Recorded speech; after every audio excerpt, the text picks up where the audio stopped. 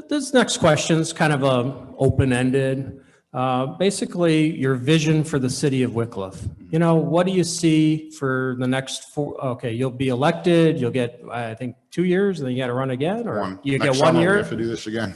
Okay, yeah. 1 year and then run again, and then you'll get a 4-year term, correct, more than likely. So what's your vision for the city of Wickliffe? What would you like to see going forward? And we'll start off with Marty.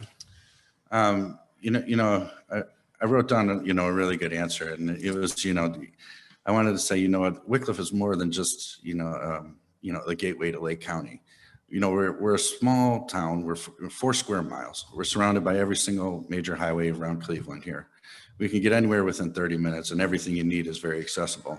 We need to start looking at it like that, and we need to become, visionaries ourselves, and our leaders need to be, actually have a dream. And I'm, probably not the first Martin to say that, but, we have this prime real estate sitting here that, it could be used in all these, empty industrial buildings right here, right along our train tracks, that we could really be utilizing our real estate much better. So my vision for the city is, that we need to dream big. We need to, hold our heads up high, and, even our noses too. I mean, we have, Willoughby Hills, Kirtland, Concord that everybody holds up on a pedestal. Well, do you know that, Wickliffe has, like a 1% debt to income ratio? I mean, that's something to really be proud of. We have $4.5 million in the bank, and, sure, we have to be, conscious of our spending, but at the same token, we should enjoy our amenities. Randy, what's your vision for the city of Wickliffe? Same question. Well, I'd like to see Wickliffe when Euclid Avenue had small business owners. I mean, it was a hometown feel here. There was local business here. I think that I'd like to see some of the vacant buildings on Euclid Avenue get filled, back to the way it used to be. I mean, I know it's, you can't live in the past, but that's how Wickliffe got to where we're at with small business owners that live here in the community. I think the city needs to probably help a little bit on some of the ordinances and like signage to help the business owners, make it attractive to come here. I think you have to worry about why you're losing businesses before you can keep a business. It's like a customer. You have to understand why you're losing them before you can gain new ones. I'll ask each of the questions since you both brought it up a little bit. Well, the empty buildings, and why do you think we're losing businesses? Some of it's the referendum zoning that when you come into the city, and it takes a little longer to get zoning approved. And I mean, I understand that the residents have to understand that, but I think it's time to put that on the ballot and let the residents decide if we're going to get rid of referendum zoning. And I think we need to be a little bit more forward with the business owners on how we can help them advertise if they move into a vacant building. We've all been here long enough to know that when you drive down Euclid Avenue, you become tunnel vision. You're used to seeing an empty building there. It just becomes natural. And if a small business moves in there, there's no way for people to attract that if you're not going to let them put signage out. I mean, we need to work with that. We can't penalize a business owner because they want to put some signage out that they're there. Marty, how about yourself? Yeah, you mentioned the empty buildings, untapped potential of the empty buildings. Sure. What do we do to correct that? Sure. And Randy hit the nail on the head. It does come down to our zoning. We, I think the last time that was updated was 1979. So it's time we get with the times and we start getting out there and marketing and getting in front of some big players. I've had the opportunity to, meet and talk with Rabbi Wolf of, Yatelish Yeshiva and Atul Patel from the Tapestry, trying to work with some of the, the big people that, own some big stamps here in Wickliffe and see if, what their visions are and trying to work with them already. So, we have to utilize and capitalize on this prime real estate, as I said before. I guess what I've heard, and just a little bit of history, about a year and a half ago, there was a charter review commission who was put together and made up of citizens of this community who actually voted to have Wickliffe City Council remove the referendum zoning, to put it on the ballot to change that, but council did not.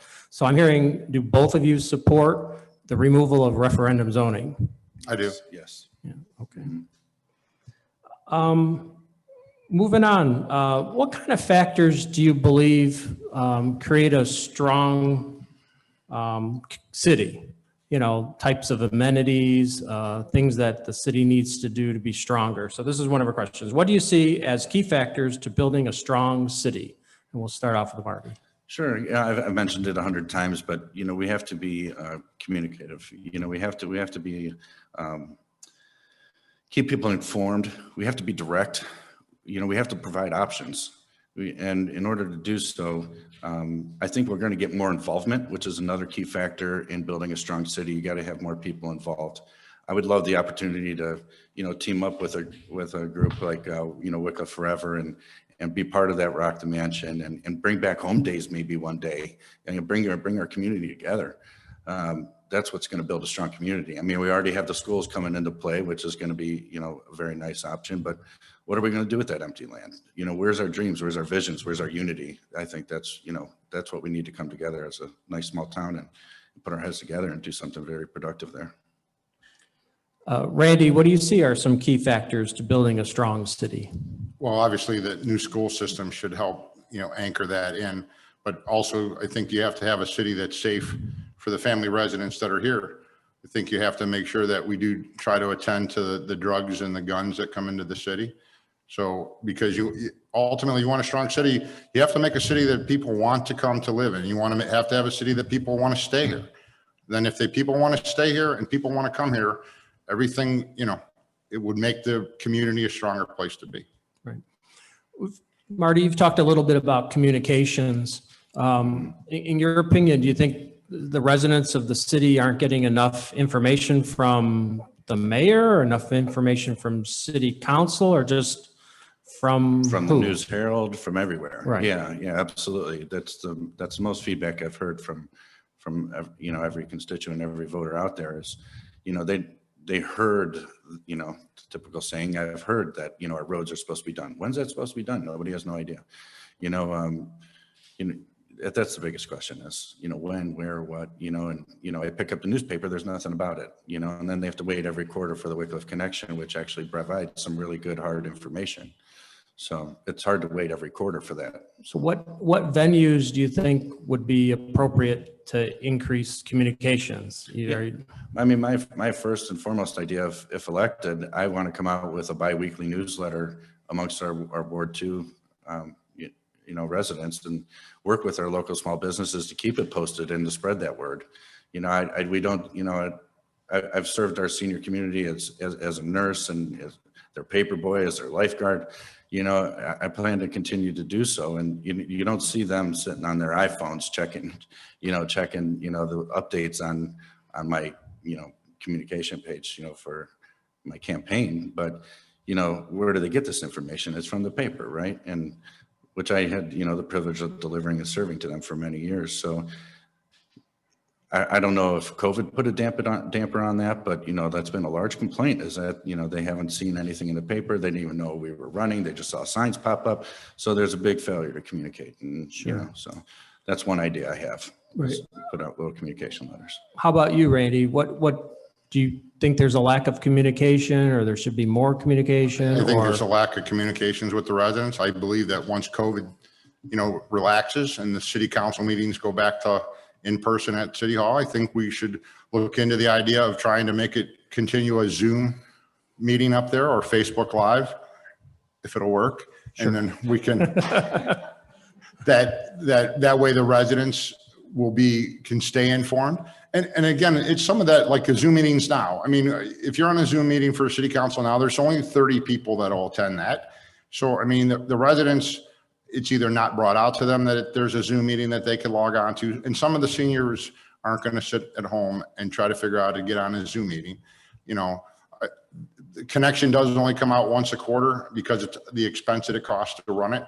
So, I mean, but we have to look, like we talked about, we both have Facebook pages and we tried to share the information, and Joe Sakis does a wonderful job on his Wednesdays with Joe. I mean, that's the kind of thing that spreads around.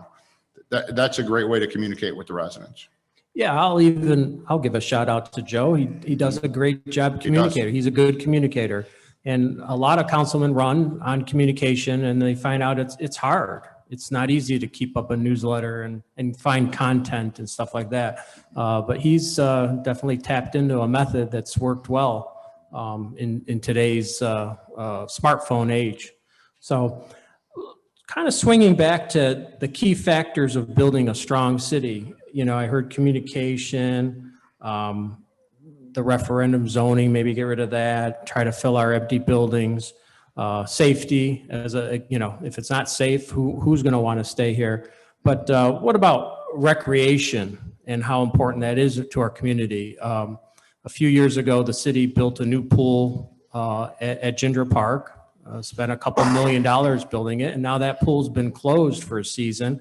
And the season prior to that, the hours were shortened. Hours were shortened to the point where somebody could work a regular job and come home at 4:30, 5 o'clock and not even use the pool because it was closed already. What's your opinion about the limited hours or the closure of Ginger Pool and as a councilman? Well, I think Ginger Pool has a unique spot for the Ward 2 and the Ward 3 residents on the north end of Wickliffe. If you have a child that can ride his bike and he's, you know, 10, 12 years old, how many residents on the north end are going to send their child on a bicycle either up Lloyd Road, across Lakeland, across the tracks, across Euclid to get to Colby? I mean, the city council funded Ginger Pool.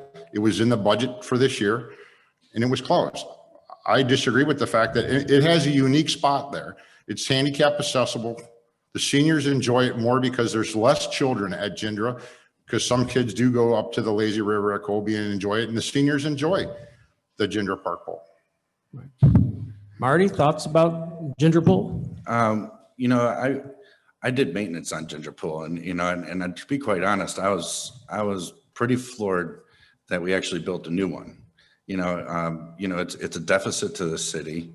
However, my family was just as touched by the rest of our community for those very reasons. I can't send my 12 and 10-year-olds, you know, all the way up to Colby on their bikes, you know.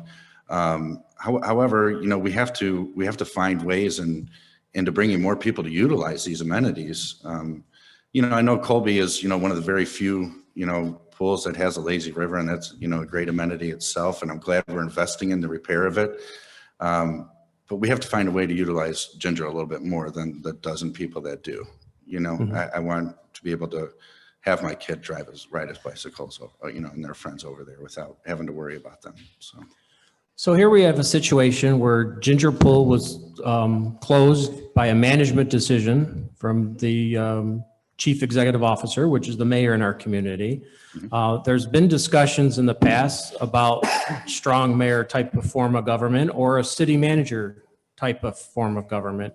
Do you have any thoughts on our type of government here? Should we continue with a mayor form or should we go to a city manager form of government? Well, typically I would say if it's not broke, don't fix it, right? You don't no need to fix it. I mean, I'm a little partial on that. You know, I don't necessarily agree with it. I'm all for, I could see it north and south side, you know, and doing away with all, you know, 4 different wards and how they're all chopped up, you know. But then again, that just creates more division, and you should have a chief executive officer. Every business does. So I don't see any way of, you know, doing away with that. I don't necessarily agree with that. You know, sure, could I see some restructuring, maybe a few changes? Sure, I could see it. Not that I'm for it, but, you know. Sure. Randy, any thoughts about the current form of government we operate here, mayor? We've had a part-time mayor in the city of Wickliffe for as long as I can remember, and it's always been a good fit. Most of the time, because council and the mayor can come to some type of compromise when it comes to some of the current things that we have. The zoning and the wards, I think the wards are fine the way they are. They're divided up so there's pretty much equal residents in every ward.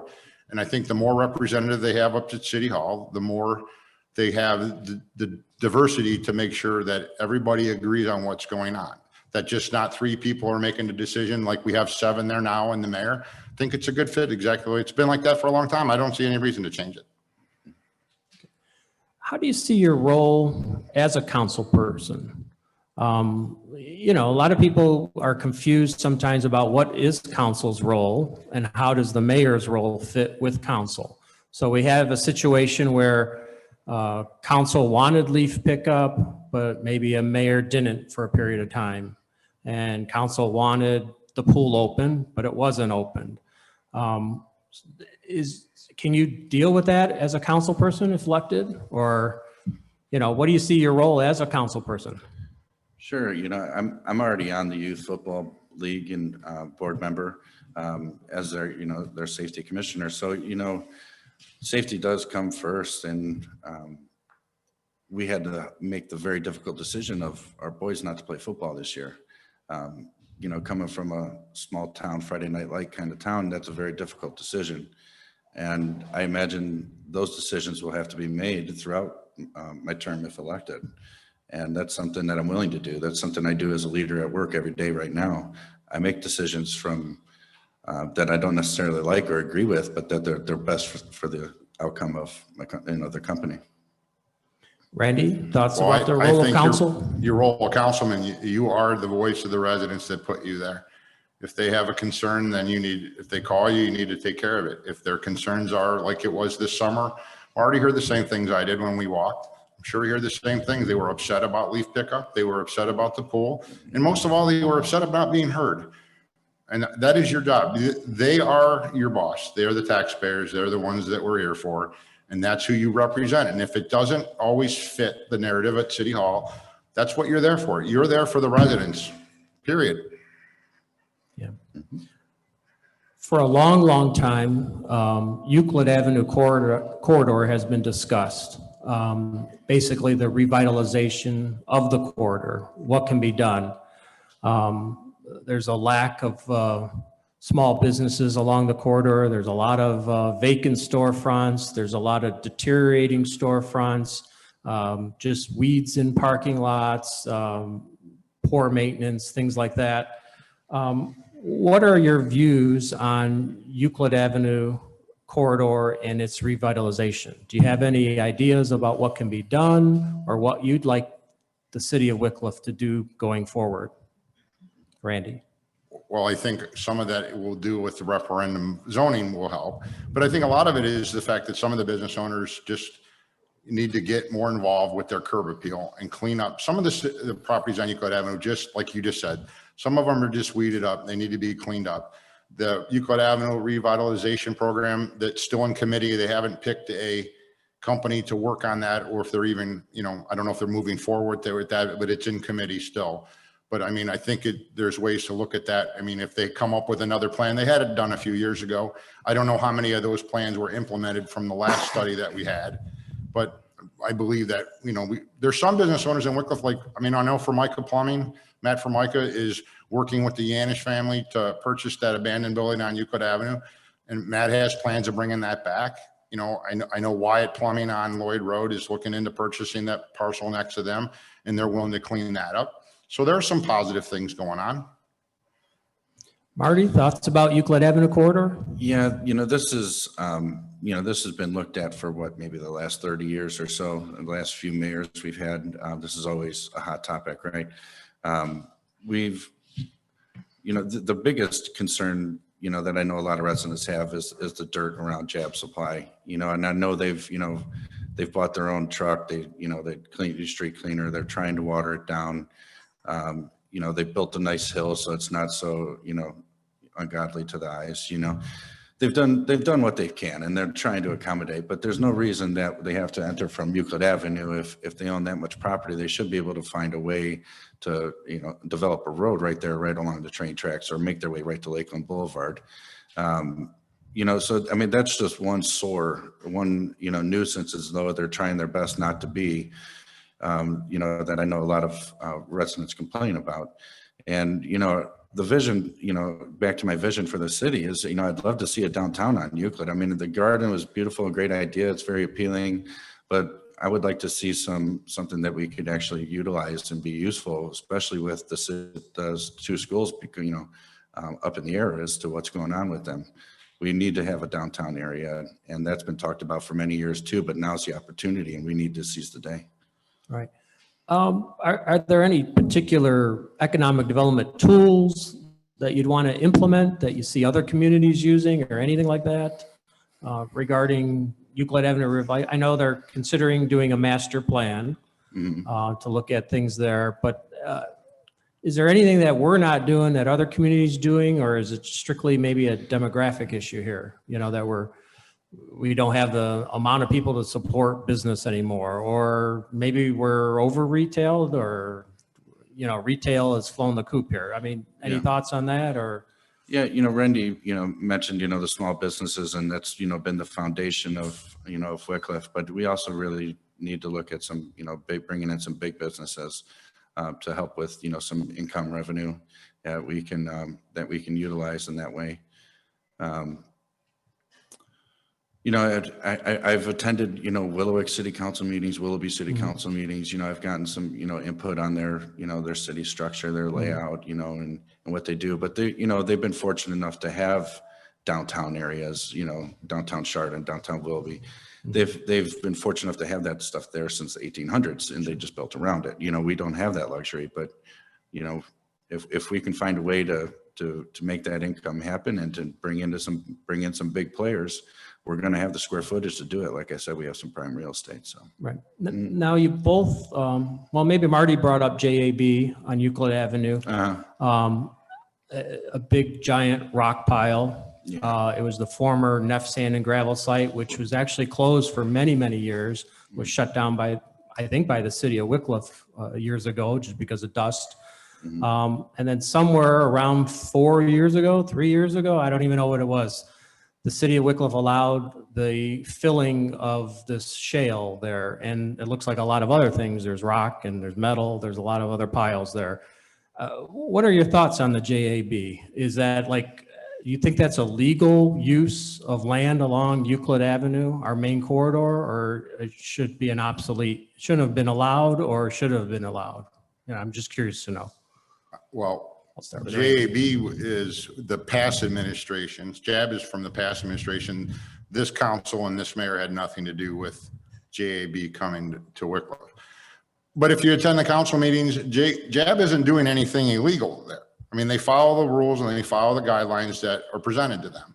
They have monthly or quarterly meetings with Monica Drake, the city engineer, Pete Formica, the mayor, and the council president quarterly to address any issues or concerns that arise from what's going on over there and the status of what they're doing.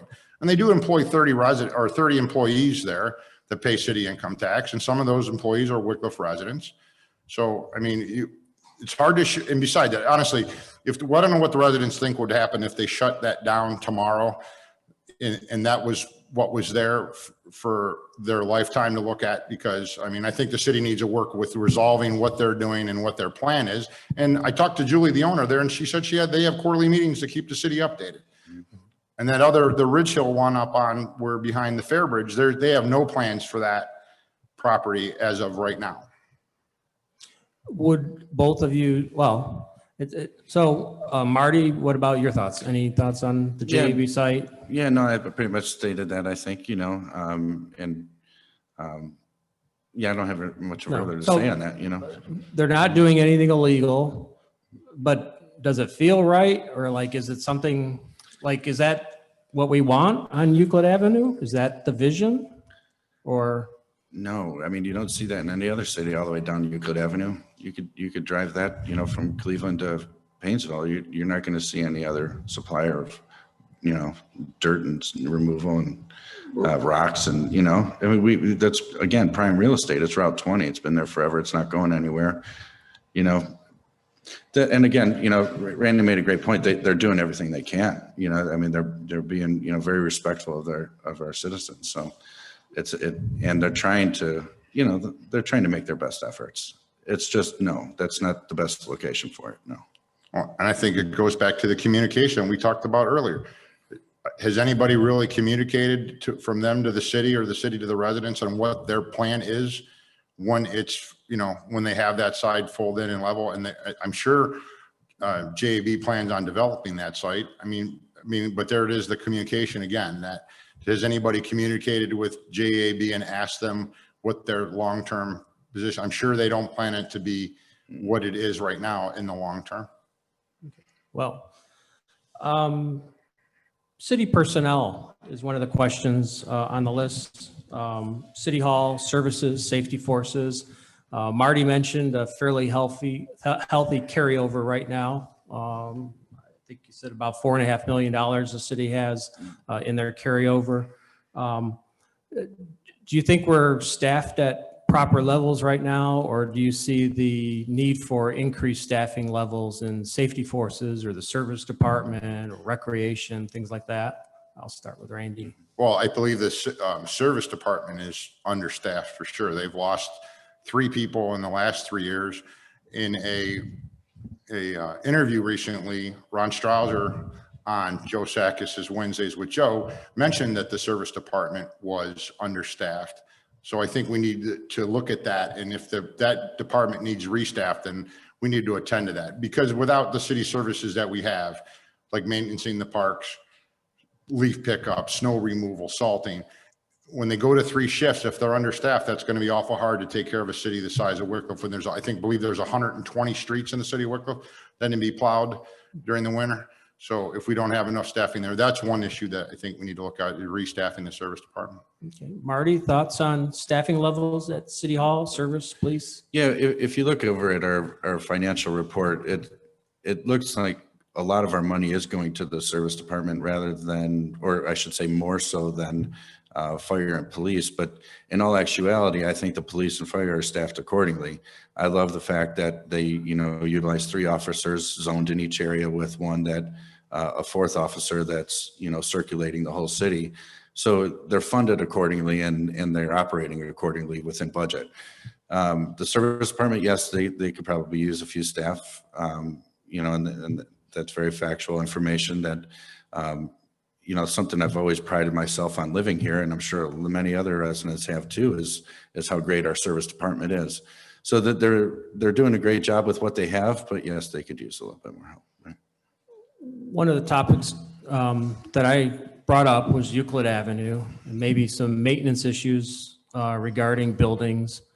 There's also a lot of discussion amongst the community about housing maintenance, housing rentals, things like that. Mm-hmm. And I know the city has a very small building department. It may be 1 person. I don't even know if there's 2 anymore. But what are your thoughts about maintenance issues, enforcement of those issues, maintaining standards? Should we get a lot tougher on residents and businesses in the community? I'll start with Marty. Yeah, if you don't mind, I was just walking the street the other day, and there's 5 notifications on the front door for, a person to cut their grass. I'm quite concerned that this person may not be alive. How many notifications you got to give someone before they even take them off their door, let alone perform what the city ordinance says. So yes, we need to be held, and as a landlord, I'm okay. I'm willing to pay for that, because you pay for what you get, so if we can hold our standards up higher, like I said, we should, I'm willing to pay for it, and part of that, the jab reason I brought up the jab supply and the Euclid Avenue, well, you brought it up, but the reason I elaborated on that was because, our tenants and even my own mother live across the street from that, and they're, it's hard to open up your window on a summer day. It's windy, so. Sure. Randy, thoughts on maintenance issues? Well, we have a program now. I mean, Ray has a guideline for property maintenance that if he finds a violation, or if a resident complains about a violation, Ray will go investigate it. And then the resident Ray gives them a warning. And if they don't take care of it, they get a citation. Willowick and Euclid have a tougher inspection process, which is in-home. Wickliffe can't do that. I mean, there's been more than one time where cities that try that, it becomes unconstitutional to go into somebody's house on to inspect a home, to do that. So I think if we try to go any stiffer where you're going to go in the home and to inspect it, I think we're just going to open ourselves up for some lawsuits that we don't need. I know I'm harping on this, but I'll get back to JAB again. Because I thought of one more thing, because it does create the most buzz on Facebook. You see a lot of banter about it back and forth, and you don't know what to believe one way or the other. But it is known that they do now own the property on the end of Ridge Hills Road. there in Wickliffe, and that is in Ward 2, I believe. Would you support a similar type operation of what's going on Euclid Avenue in that area? Randy? Well, if a company like JB buys that property at Ridge Hill, I mean, we all know what we're talking about up there. It's nothing but a ravine and a hole. If it was developable the way it was, it would have been developed a long time ago. So obviously, if they buy that and they have plans for that, there obviously is going to have to be restructuring of the way it lays right there, or somebody would have bought that years ago and did it, but it's nothing but a ravine alongside the freeway. So let's be honest. If they bought that and they're going to develop it, it's going to have some work done up there. Marty, thoughts? Would you support a similar type of operation that's occurring on Euclid Avenue in that site? Absolutely. That would give us, the opportunity to, look at, some of our bigger chains to bring into the city. Big grocer. Menor has what, 2 Giant Eagles now? Yeah. One would have been a great place to put in Wickliffe, Yeah. Regarding Euclid Avenue, currently there is a tax abatement program for Euclid Avenue. But once again, I don't think citizens or the resident or even the businesses know that that exists. Any way the city could make that known better to those businesses, that there is a tax abatement for improvements to their businesses if they were to just make them. Is that something that you would go up and down Euclid Avenue in your parts of the ward and advertise, or? Absolutely. Yeah. Whatever it takes to get the word out there. People need to utilize that. And Randy, you as a business owner right on Euclid Avenue, I'm sure he would love to have been informed and capitalize on that himself. So again, boiling down to communication, we need to spread the word, amongst ourselves without spreading gossip. Right. Yeah, I didn't even know there was a tax abatement on Euclid Avenue. I wish I would have known that. But yeah, if that type of tool is available, then yes, it has to be either explain better during a council meeting to the council members, and the economical director could bring that up, and then at least you get the details. And once you get the details, then yes, you could spread the word. Wickliffe's a small community. It's not that hard to communicate to the owners. But I mean, if there's a tax abatement, I would take it must be, is it for repairs or is it for new purchases? It's actually for anything that increases the value of property, then it can be abated. It was probably created somewhere in the mid-1990s. And under the current administration, they actually expanded it to all of the city of Wickliffe now. So if you make improvements to your property, you can get a certain proportion tax abated for a period of time, depending on the type of repairs and improvements you make. So kind of a little known secret out there. I guess it is. Right. Let's see.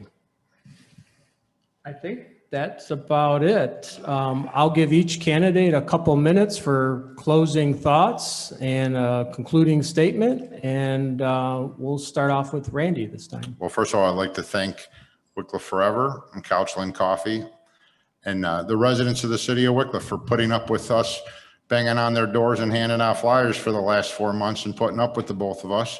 And I just would hope that I have nothing against Marty Adams. He's a fine guy. One of us will do fine in the ward. Marty, so I would just wish Marty good luck on the election. And either one of us will do a fine job for the residents of the city of Wickliffe. Marty, closing thoughts? I've been asked a lot why I want to run for this, and I thought about doing it the last election that it came around, and now I'm doing it. Excuse me. Now I'm doing it because my political buddy and partner of many years has passed away, my grandfather, and as he was on his deathbed, I told him I was thinking about doing this, and his eyes lit up and sat up and he started calling the whole family, trying to get my name out there. Excuse me. So, I have a very strong purpose and will to make this happen, and no reason to leave. And excuse me. Yeah, thanks.